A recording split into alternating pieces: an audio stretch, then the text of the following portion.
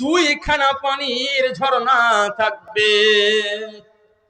ভালো করে কথাটা শুনবেন, দুটি পানি ঝর্ণা থাকবে।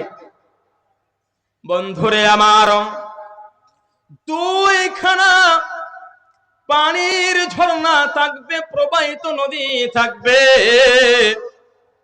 প্রথম নদীতে, প্রথম ঝর্ণাতে সে গোসল করবে। গোসল করার পর তার পুরো শরীর খানা পরিষ্কার পরিচ্ছন্ন হয়ে যাবে। কত পরিষ্কার হবে, পরিষ্কারের কথা বলে প্রকাশ করা যাবে না, লিখে প্রকাশ করা যাবে না। উদাহরণ আমি আপনাকে দিতে যাচ্ছি। 14 তারিখে রাতে যখন চাঁদের দিকে দেখি, 14 তারিখে চাঁদ যেমন চকচক ঝকঝক চকচক ঝকঝক করে, অনুরূপ আমার পুরো শরীর খানা চকচক ঝকঝক করবে। শুধু তাই নয়, আমি আজকে পুরো সমাজ দাঁড়িয়ে আছে, মোচ আছে, আপনি যখন জান্নাতে প্রবেশ করবেন আপনার শরীরে দাঁড়িয়ে থাকবে না, মোচ থাকবে না, শরীরে কোনো জায়গায় চুল থাকবে না। মাথার চুল সম্পর্কে মতানৈক্য আছে। কিছু কিছু ওলামা বলছে মাথার চুল থাকবে না, কিন্তু অধিকাংশ আলেমের মত যে শুধু মাথার চুলটা থাকবে, সেটা পৃথিবীর জন্য জান্নাতি চুল হবে, জান্নাতি চুল মাথার থাকবে। তাছাড়া তার চুলে কোনো জায়গায় চুল থাকবে না, থাকবে না।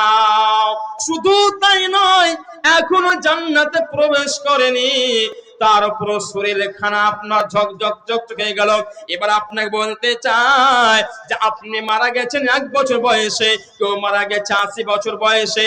যে যত বয়সে মারা যাক না কেন, কেন রে, যখন জান্নাতে যাবে তার বয়সটা হবে 30 থেকে 33 এর যুবক ও যুবতী। 30 বছরের যুবক 33 বছরের যুবক হয়ে যাবে।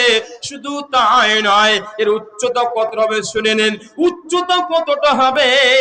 হযরত আদম আলাইহিস সালাম উচ্চতা ছিল 60 হাত, 60 হাত।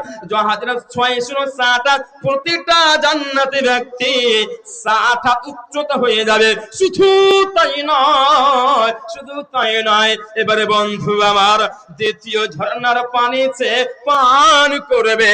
দ্বিতীয় প্রবাহিত নদী থাকবে, 2 নম্বর যেটা থাকবে, এর পানি সে পান করবে।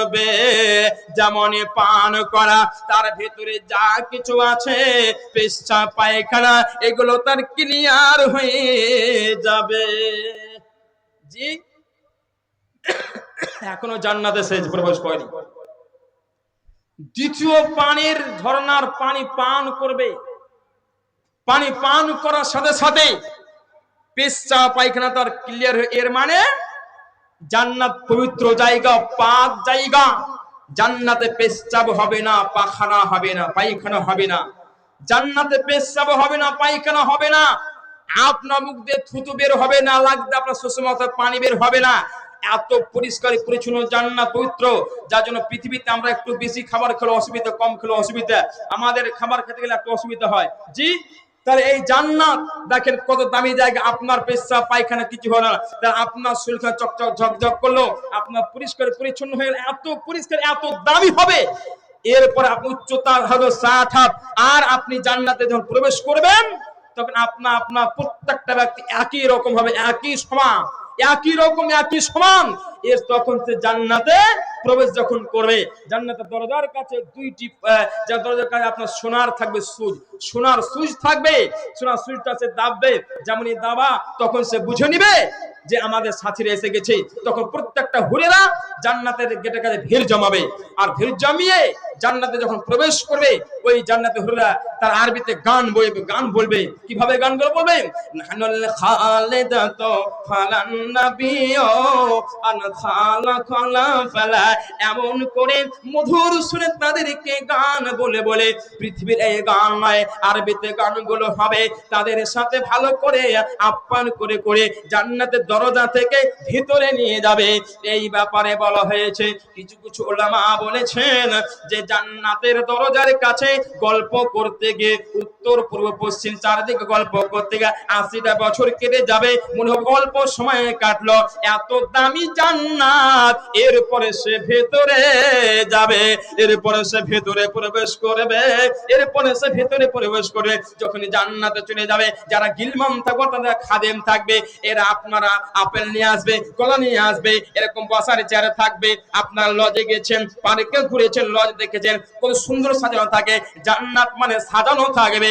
আপনার এখানে সোনার চক্র থাকবে, সোনার চেয়ারে থাকবে। আর আপনার খাবারের জন্য, আপনার জন্য অনেকগুলো খাদেম আছে, আপনাকে আপ্যায়ন করে করে জান্নাত নিয়ে যাবে। ওই জান্নাত থেকে আপনাকে আর কেউ বের করবে না, সেটা আপনার চির শান্তির জায়গা, চিরদিন আপনি সেখানে থেকে যাবে, সেখান থেকে আপনাকে আর বের করবে না।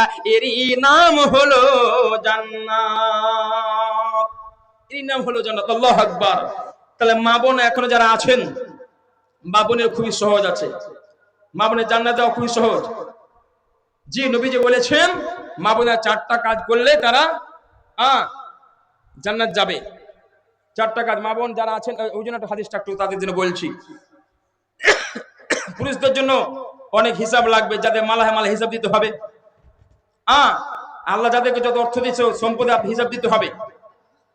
আর মা বোনের 4টা জিনিস করতে হবে, 4টা জিনিস, 4টা জিনিস এরা মা বোনেরা অনেকেই জানে। নবীজি বলেছেন কি,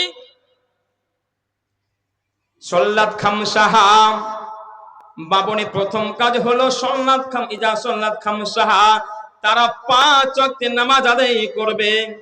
দ্বিতীয় নম্বরটা হলো ওসামাত সাহা, দ্বিতীয় নম্বরটা হলো ওসামাত সাহারাহা, অর্থাৎ যখন তারা রমজান মাস যখন চলে আসবে, তখন তারা 1 মাস সিয়াম পালন করবে, এবং তারা করবে কি, নিজ ইজ্জতের খেয়াল রাখবে। আর 4 নম্বরটা তারা স্বামীর সেবা করবে।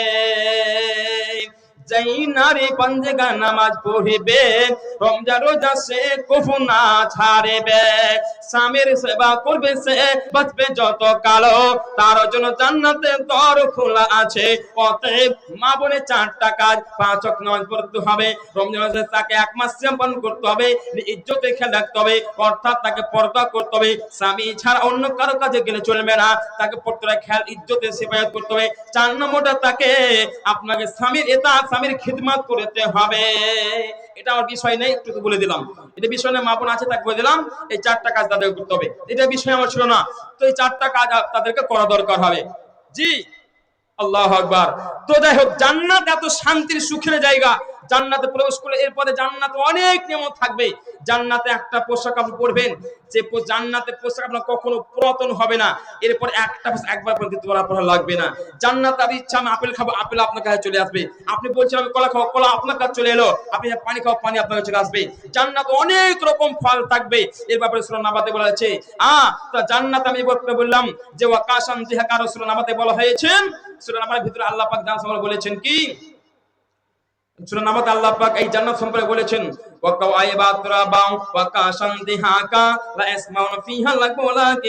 বলা হয়েছে জান্নাতে বর্ণনা করা হয়েছে জান্নাত শান্তির জায়গা, সুখের জায়গা, আরামের জায়গা, এবং জান্নাতে আপনি ফল পেলেন, আপেল পালেন, যা পেলেন। শুধু তাই নয়, শুধু তাই নয়, এবারে জান্নাত আপনার জন্য 4খানা প্রবাহিত আপনাকে নদী দান করবে, 4টা পানির ঝর্ণা আপনাকে দান করবে। জি, 4টা পানি ঝর্ণা আপনি পাবেন। কি ঝর্ণা আমি একটু বলছি, মাঝে একটা গজল বলে দেবো, একটু গজল বলি। মা বোনে আছেন, সাবধানে থাকিও নারী পর্দার আড়ালে, সাবধানে থাকিও আপা পর্দার আড়ালে, হাদিসে হারাম লিখে অন্য দেখিলে, সাবধানে থাকিও আপা পর্দার আড়ালে, সাবধানে থাকিও নারী পর্দার আড়ালে।